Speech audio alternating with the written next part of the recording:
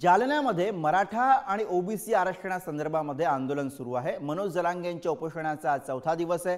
सगळे सोयरे अंमलबजावणीच्या मागणीवरती जरांगे ठाम दिसतात। जरांगेंच्या मागण्यांविरोधामध्ये लक्ष्मण हाके आणि वाघमारेंचं सुद्धा उपोषण सुरू आहे। काही झालं तरी ओबीसी मधनं आरक्षण नको अशी भूमिका ही हाकेंनी घेतलेली आहे।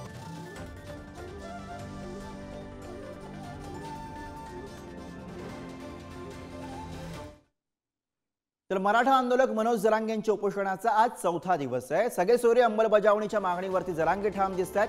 जरांगेंच्या प्रकृतीकडे डॉक्टरांचंही लक्ष आहे। जरांगेंचा मात्र उपचार घेण्यास नकार पाहायला मिळतो आहे। मनोज जरांगे पाटील यांच्या उपोषणाचा आज चौथा दिवस आहे। त्यांची प्रकृती खालावलेली आहे। डॉक्टरांचंही त्यांच्या प्रकृतीकडे लक्ष आहे। मात्र जरांगे पाटील यांनी उपचार घेण्यास नकार दिलेला आहे। मराठा आरक्षणासाठी जरांगे पाटील पुन्हा एकदा आक्रमक भूमिकेमध्ये आणि त्यांनी थेटपणे हे उपोषण करत असताना सरकारला निर्वाणीचा इशारा दिलेला आहे। आज या उपोषणाचा चौथा दिवस आहे। वारंवार डॉक्टरांकडून त्यांच्या प्रकृतीची तपासणी केली जाते। डॉक्टर त्यांच्या एकूणच आरोग्यावरती लक्ष ठेवून आहेत। मात्र जरांगे पाटील हे उपचारासाठी वारंवार नकार देत आहेत। आणि याच विषयी आपण अधिक बोलूया। उपोषण स्थळावरनं प्रतिनिधी सचिन जिरे सध्या आपल्या सोबत आहेत। सचिन, वारंवार डॉक्टरांकडून तपासणी केली जाते, चिंता व्यक्त केली जाते खरं तर जरांगे पाटील यांच्या आरोग्याविषयी। मात्र जरांगे पाटील भूमिकेवरती ठाम आहेत, ते उपचार घेण्यास नकार देत आहेत। नक्कीच गुरु, एक चिंतेचं वातावरण पसरले आहे। आपण पाहिलं की मनोज जरांगे पाटील यांनी वर्षभरांमध्ये 6 वेळेस आमरण उपोषण केलेलं आहे। त्यामुळे जरांगे पाटील यांची तब्येत खालावली होती, त्यांची प्रकृती शरीर त्यांचा साथ देत नाहीये।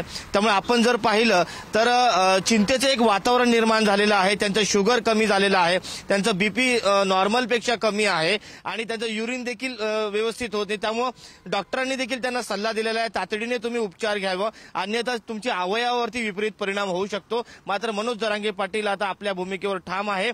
मी कुठल्याही पद्धतीने या ठिकाणी मागे हटणार नाही, जोपर्यंत आमच्या मागण्या मान्य होत नाही मी इंचभरी मागे हटणार नाही, अशी भूमिका आता मनोज जरांगे पाटील यांनी घेतल्याने परिसरामध्ये गावामध्ये चिंतेचं वातावरण सध्या पसरलेलं आहे। गुरु,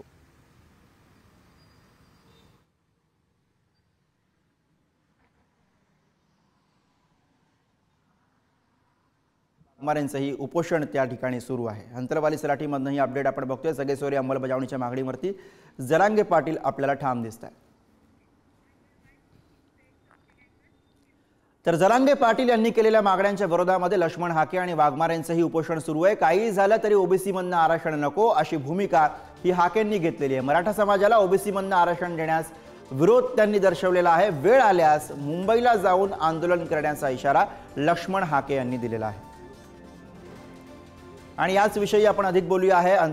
जालन्यामध्ये सुरू असलेली खरं तर ही दोन आंदोलन आणि त्यामुळे हा सगळा मुद्दा जो आहे तो तापल्याचं चित्र बघायला मिळते। जरांगेंच्या मागण्याविरोधामध्ये लक्ष्मण हाके आणि वाघमारे यांचंही उपोषण। सचिन जिरे,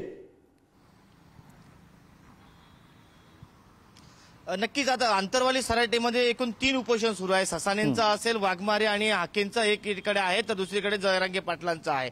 जरांगे पाटील आपल्या भूमिकेवरती ठाम आहे। त्यांची स्पष्ट मागणी आहे, सगळ्या सोयऱ्यांचा जो अध्यादेश आहे तो लागू करावा, तो कायदा लागू करावा ही मागणी आहे। पण दुसरीकडे त्यालाच काउंटर अटॅक म्हणून आता हाके असतील किंवा नवनाथ वाघमारे असतील यांची मागणी आहे, तो कायदा अंमलात आणू नये, त्याच्या विरोधात आम्ही आहोत। आणि त्याचबरोबर ज्या नोंदी आढळलेल्या आहेत त्यांची पुनर्तपासणी करण्यात यावी आणि ज्या नव्या ज्या नोंदी आहेत त्या रद्द करण्यात याव्या कुणबीच्या, अशी मागणी आहे। त्यामुळे सातत्याने हाके असतील किंवा वाघमारे असतील हे जरांगे पाटील यांच्यावरती टीका करताना आपल्याला पाहायला मिळेल। त्यामुळे हा संघर्ष कुठेतरी अंतरवालीमध्ये पाहायला मिळतोय। 2 आंदोलनं सध्या समोरासमोर आहेत। बरोबर, 2 आंदोलनं सध्या समोरासमोर सुरू आहेत आणि त्यामुळे हा सगळा संघर्ष आपल्याला समोरासमोर बघायला मिळतोय। धन्यवाद सचिन या सगळ्या सविस्तर माहितीसाठी।